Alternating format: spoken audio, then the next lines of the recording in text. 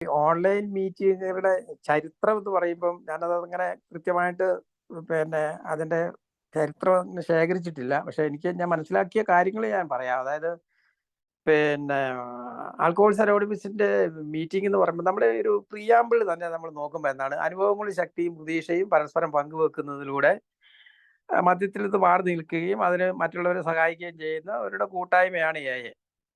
അപ്പം നമ്മൾ ഈ അനുഭവവും ശക്തിയും പങ്കുവെക്കണമെങ്കിൽ നമ്മൾ മീറ്റ് ചെയ്യണം. അപ്പൊ അതാണ് പിന്നെ അതാണ് ഗ്രൂപ്പ് മീറ്റിങ്ങിന്റെ പ്രസക്തി. കാരണം നമുക്ക് ഈ അനുഭവം പങ്കുവെക്കണമെങ്കിൽ നമുക്ക് വേറെ ആൾ വേണമല്ലോ. അപ്പൊ ഒരാൾ കുടിക്കാതിരിക്കുന്നത് അനുഭവവും ശക്തിയും പ്രതീക്ഷയും പങ്കുവെക്കുന്നതിലൂടെയാണ്. അപ്പൊ അങ്ങനെയാണ് ലോകത്തിന്റെ വിവിധ ഭാഗങ്ങളിൽ ആക്രോണിലും ന്യൂയോർക്കിലും ഓരോ ഗ്രൂപ്പ് ഉണ്ടായി. അത് കഴിഞ്ഞ് ലക്ഷക്കണക്കിന് ഗ്രൂപ്പുകൾ ലോകത്തുണ്ടായതിന്റെ കാര്യം ഇതാണ്. അനുഭവവും ശക്തിയും പ്രതീക്ഷകളും പരസ്പരം പങ്കുവെക്കാനാണ് ഈ ഗ്രൂപ്പുകൾ ഉണ്ടായതും ഗ്രൂപ്പ് മീറ്റിങ്ങുകൾ നടക്കുന്നതും. അപ്പൊ 1935 ആൽക്കഹോൾസ് അനോണിമസ് സ്ഥാപിതമായത്. 1939 ആൽക്കഹോൾസ് അനോണിമസിലെ അംഗസംഖ്യ 100. നമുക്ക് എല്ലാവർക്കും അറിയാം 1939 രണ്ടാം ലോകമഹായുദ്ധം പൊട്ടിപ്പുറപ്പെട്ടത്. നമുക്കറിയാം നമ്മുടെ നാട്ടിലെ പോലെ പിന്നെ ഈ പട്ടാളത്തിൽ റിക്രൂട്ട്മെന്റിന് ക്യൂ നിൽക്കുകയൊന്നും വേണ്ട. അവിടെ പിന്നെ പറഞ്ഞാലങ്ങ് പോകണം, അത്രേ ഉള്ളൂ. എന്ന് പറഞ്ഞു കഴിഞ്ഞാൽ കിടപ്പ് രോഗികളല്ലാത്തവരൊക്കെ, ആരോഗ്യമുള്ള ചെറുപ്പക്കാരും പ്രായമായവരും ഒക്കെ, പട്ടാളത്തിന് സേവനത്തിൽ പങ്കെടുക്കാത്തവരൊക്കെ യുദ്ധത്തിന് പോകേണ്ട ഒരു അവസ്ഥ അമേരിക്കയിലുണ്ടായി. അപ്പൊ 100 അംഗങ്ങളേ ഉള്ളൂ. മിക്ക ആളുകളും യുദ്ധ രംഗത്തേക്ക് പുറപ്പെട്ടു. അപ്പൊ സ്വാഭാവികമായിട്ടും എല്ലാവരും വിചാരിച്ചു ആൾക്കോൾ 100 ആളെ ആകെ ഉള്ളൂ. പല സ്ഥലങ്ങളിലും ഗ്രൂപ്പ് മീറ്റിങ്ങുകൾ നടക്കാതെയായി. എല്ലാം തീർന്നു എന്നാണ് എല്ലാവരും കരുതിയിരുന്നത്. പക്ഷേ അന്ന് സാധ്യമായ മാർഗങ്ങൾ ഉപയോഗിച്ച്, വയർലെസ് സെറ്റുകൾ, അല്ലെങ്കിൽ ഫോൺ അന്നുണ്ടോ എന്ന് എനിക്കറിയത്തില്ല, എന്താണെങ്കിലും യുദ്ധരംഗത്ത് അവർ ഉപയോഗിക്കുന്ന വാർത്താ പിന്നെ വിനിമയ മാർഗങ്ങളിൽ പലതും ഉപയോഗിച്ച് ഇവർ പരസ്പരം ബന്ധപ്പെട്ടുകൊണ്ടിരുന്നു എന്നാണ് പറയുന്നത്. എന്താണെങ്കിലും യുദ്ധം കഴിഞ്ഞപ്പോൾ, 45 യുദ്ധം കഴിഞ്ഞപ്പോൾ ഈ പിന്നെ സ്വാഭാവികമായും കാര്യങ്ങളൊക്കെ നേരെയായി. മീറ്റിങ്ങുകൾ അധികം ഭംഗിയോടെ നടക്കാൻ തുടങ്ങി. ആൽക്കഹോൾസ് അനോണിമസിനൊന്നും സംഭവിച്ചില്ല. അത് അതിൻ്റെതായ രീതിയിൽ മുമ്പോട്ട് പോയി. അപ്പം നമ്മളിവിടെ ഓൺലൈൻ മീറ്റിങ്ങുകളെ കുറിച്ചാണ് ചർച്ച ചെയ്യുന്നത്. നമുക്ക് എല്ലാവർക്കും അറിയാം 2019 കോവിഡ് വന്നപ്പം മീറ്റിങ്ങുകൾ സ്വാഭാവികമായിട്ടും നമ്മുടെ നാട്ടിലൊക്കെ നിന്നുപോയി, പ്രത്യേകിച്ച് കേരളത്തില്. അപ്പം സ്വാഭാവികമേ എന്ത് ചെയ്യും, കുറെ ആളുകൾക്ക് സ്ലിപ്പ് ആവുകയും ചെയ്തു. കാരണം മീറ്റിംഗ് നിന്നതിന്റെ ചിലപ്പോൾ അത് മീറ്റിങ്ങിന്റെ പേര് പറഞ്ഞ് സ്ലിപ്പായതായിരിക്കും, എനിക്കറിയത്തില്ല. എന്താണെങ്കിലും അതൊക്കെ നമ്മുടെ ശ്രദ്ധയിൽപ്പെട്ടിട്ടുണ്ട്. അപ്പൊ അങ്ങനെയാണ് പിന്നെ ഓൺലൈൻ മീറ്റിങ്ങുകൾ നമ്മുടെ നാട്ടിൽ ആരംഭിച്ചത്. അപ്പൊ സ്വാഭാവികമായിട്ടും ഇപ്പൊ നമ്മൾ ഒരു 110 ആളുകൾ ഒരു സ്ഥലത്ത് കൂടിയിരിക്കുന്നുണ്ട്. അതിന് ഗ്രീൻ റൂം എന്നാണ് നമ്മൾ പറയുന്നത്. ഈ ആളുകൾ ഒരു സ്ഥലത്ത് പോകണമെങ്കിൽ ഏറ്റവും കുറഞ്ഞത് 1000 സ്ക്വയർ ഫീറ്റ് ബിൽഡിംഗ് വേണം. മാത്രമല്ല 1000കണക്കിന് കിലോമീറ്റർ യാത്ര ചെയ്താലേ ഇവിടെ എത്താൻ പറ്റുള്ളൂ. അപ്പൊ നമുക്ക് പരസ്പരം കാണാം, പരസ്പരം കേൾക്കാം. നമ്മളിപ്പോൾ വീഡിയോ ഓൺ ചെയ്യാത്തവരണം ആളുകൾ കാണുന്നില്ല എന്നേ ഉള്ളൂ, പക്ഷെ വീഡിയോ ഓൺ ചെയ്ത ആൾക്കാർക്ക് കാണാം. ഇതാണ് ഓൺലൈൻ മീറ്റിങ്ങിന്റെ സൗകര്യം. അപ്പൊ ഏതൊരു കാര്യത്തിനും അത് ഗുണമുണ്ട്, ദോഷമുണ്ട്.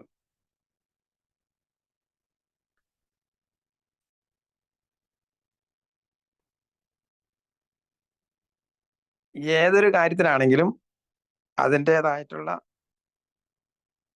ഗുണമുണ്ട്, ദോഷമുണ്ട്. ഞാൻ കുറച്ചു നേരത്തേക്ക് വീഡിയോ ഓണാക്കാം, അത് കഴിഞ്ഞ് അങ്ങ് ഓഫാക്കിയേക്കാം. ഓക്കെ, എല്ലാവരും കണ്ടു എന്ന് വിചാരിക്കുന്നു.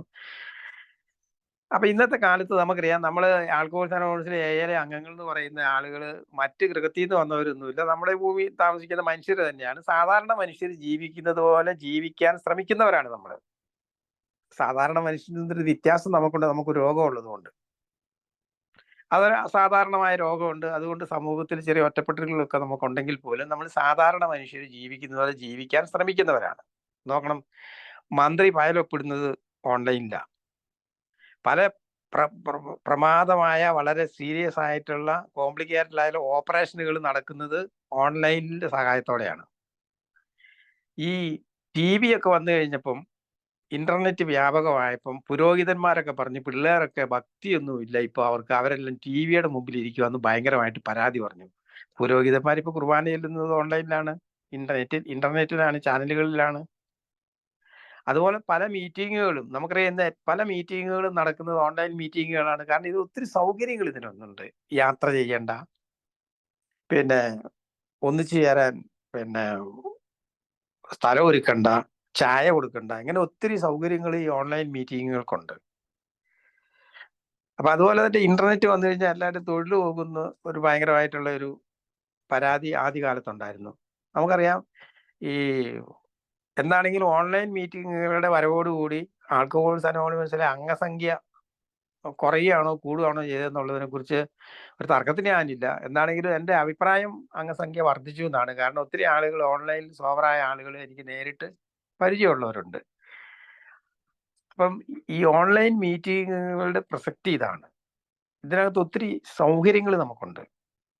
അപ്പൊ ഈ നമ്മൾ ഈ 2019 കോവിഡ് വന്നപ്പം കേരളത്തില് പിന്നെ ലോകത്തിന്റെ വിവിധ ഭാഗങ്ങളുള്ള ആളുകൾ, പ്രത്യേകിച്ച് മലയാളം സംസാരിക്കുന്ന ആളുകൾ, പല രാജ്യങ്ങളിലുള്ളവർ തമ്മിൽ ഒത്തുചേർന്ന് മീറ്റിങ്ങുകൾ നടക്കുന്നുണ്ട്. അല്ല, അതുപോലെ തന്നെ കേരളത്തിൽ ഇന്റേണലായിട്ട് കേരളത്തിൽ മാത്രം നടക്കുന്ന ഒത്തിരി ഓൺലൈൻ മീറ്റിങ്ങുകളുണ്ട്. ഇതൊക്കെ മദ്യാസക്തന് ഒത്തിരിയേറെ പ്രയോജനം ചെയ്യുന്നുണ്ടെന്ന് തന്നെയാണ് നമുക്ക് മനസ്സിലാക്കാൻ സാധിക്കുന്നത്. അപ്പൊ ഇവിടെ മീറ്റിംഗ് എങ്ങനെ നടത്തണം, ഇപ്പൊ അതായത് നമുക്കറിയാം, നമ്മുടെ അനുഭവ ശക്തിയും പങ്കുവെക്കാൻ നമ്മൾ മീറ്റ് ചെയ്യണം. അത് എങ്ങനെ നടത്തണമെന്ന് ആൽക്കഹോൾസ് അനോണിമസ് ഒരിടത്തും പറഞ്ഞിട്ടില്ല. ഇപ്പൊ ചില സ്ഥലത്ത് രാവിലെയാണ് മീറ്റിംഗ്, ചില സ്ഥലത്ത് വൈകുന്നേരമാണ്, ചില സ്ഥലം മീറ്റിങ്ങിന്റെ ഇടയ്ക്ക് ചായ കൊടുക്കും, ചിലപ്പോൾ മീറ്റിംഗ് കഴിഞ്ഞിട്ട് ചായ കൊടുക്കും, ചില സ്ഥലത്ത് ചായ കൊടുക്കത്തേ ഇല്ല, കാരണം അവിടെ ചായക്കട ഉണ്ടാവത്തില്ല. അപ്പൊ ഈ മീറ്റിങ്ങുകൾ എങ്ങനെ നടത്തണം എന്നുള്ളതിനെ കുറിച്ച് തീരുമാനിക്കേണ്ടത് ഗ്രൂപ്പിലെ അംഗങ്ങളാണ്, ഗ്രൂപ്പ് നടത്തുന്ന അംഗങ്ങളാണ്. അപ്പൊ നമ്മളെ സംബന്ധിച്ചിടത്തോളം ഇന്ന് കാലം പുരോഗമിച്ചു. നമ്മൾ ഈ പുരോഗതിക്കൊപ്പം നമ്മൾ നീങ്ങേണ്ടതുണ്ട്. അതുകൊണ്ട് തന്നെ പലപ്പോഴും ഏതൊരു രീതിയിൽ നമ്മളിപ്പം പിന്നെ ഫിസിക്കൽ മീറ്റിങ്ങുകൾക്ക് അതിൻ്റെതായ പരിമിതികളുണ്ട്. അതുപോലെ തന്നെ ഓൺലൈൻ മീറ്റിങ്ങുകൾക്കും അതിൻ്റെതായ മെറിറ്റും ഉണ്ട്, ഡീമെറിറ്റും ഉണ്ട്. അപ്പൊ നമ്മളിതിനെ പിന്നെ വിലയിരുത്തുമ്പം ഇത് രണ്ടും പിന്നെ മദ്യാസക്തനായ ഒരാൾക്ക് ഗുണം ചെയ്യുന്നു എന്ന് തന്നെയാണ് നമുക്ക് മനസ്സിലാക്കാൻ സാധിക്കുന്നത്. അപ്പം അതുകൊണ്ട് പക്ഷേ പിന്നെ ഓൺലൈൻ മീറ്റിംഗ് ആളെ നേരിൽ കാണുന്നില്ല എന്നുള്ള ഒരു ന്യൂനത അതിനുണ്ട്. നമ്മളിപ്പോൾ TV-യിൽ അല്ലെങ്കിൽ നമ്മൾ ഫോട്ടോയിൽ അല്ലെങ്കിൽ വീഡിയോയിൽ നമ്മൾ കാണുന്നത് ഒരാളെ നേരിൽ കാണുന്നത് തമ്മിൽ ചെറിയൊരു വ്യത്യാസമുണ്ട്. പക്ഷേ ടെക്നോളജി വികസിച്ചപ്പം നമ്മൾ ഒത്തിരി പിന്നെ മുമ്പോട്ട് പോയപ്പോൾ പലപ്പോഴും നമ്മൾ ബന്ധപ്പെടുന്നതൊക്കെ പലപ്പോഴും പിന്നെ ഇത്തരത്തിലുള്ള മാധ്യമങ്ങളിലൂടെയാണ്. അപ്പൊ ഈ ഓൺലൈൻ മീറ്റിങ്ങുകളും അതൊക്കെ വരുന്നതിന് മുമ്പ് തന്നെ ഈ ടെലിഫോൺ വലിയൊരു പ്രയോജനമുള്ള ഒരു ഉപകരണമായിട്ട് ആൽക്കഹോൾസ് അനോണിമസ് അംഗങ്ങൾ ഉപയോഗിച്ചിട്ടുണ്ട്. എനിക്ക് അനുഭവമുണ്ട്. പല ആളുകളും കണ്ടിട്ടില്ലെങ്കിൽ പോലും അവർ വർഷങ്ങളോളം മദ്യത്തിൽ നിന്ന് മാറി നിൽക്കാൻ സ്ഥിരമായ കോളുകളും നിർദ്ദേശങ്ങളും അതുപോലെ തന്നെ പിന്നെ നമ്മുടെ അനുഭവങ്ങൾ പരസ്പരം പങ്കുവെക്കാനും ഫോണിലൂടെ സാധിക്കും. ടെലിഫോൺ തെറാപ്പി അങ്ങനെ ഒരു വാക്ക് തന്നെ നമ്മൾ AI ഉപയോഗിക്കാറുണ്ടായിരുന്നു ആദ്യകാലം മുതൽ തന്നെ. ഇപ്പോൾ അത് കൂടുതൽ സാർവത്രികമാണ്. കൂടുതൽ ആളുകൾ പരസ്പരം അറിയുന്നതും ബന്ധപ്പെടുന്നതും ഫോൺ ഉപയോഗിച്ചിട്ടാണ്. അപ്പൊ നമ്മള്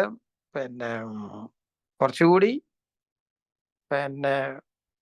നൂതനമായ മാർഗങ്ങൾ ഉപയോഗിച്ച് കുറച്ചും കൂടി സൗകര്യപ്രദമായ രീതിയിൽ നമ്മൾ ഒരുപക്ഷെ ഒരു പ്രതിസന്ധിയിൽ 2ാം ലോക മഹായുദ്ധം നടന്നപ്പോൾ അമേരിക്കയിൽ അവര് കണ്ടെത്തിയതുപോലെ തന്നെ കോവിഡ് വന്നപ്പോൾ നമ്മൾ കണ്ടെത്തിയ ഒരു പ്രതിവിധിയാണ് അല്ലെങ്കിൽ ഒരു പരിഹാര മാർഗമാണ് ഓൺലൈൻ മീറ്റിങ്ങുകൾ.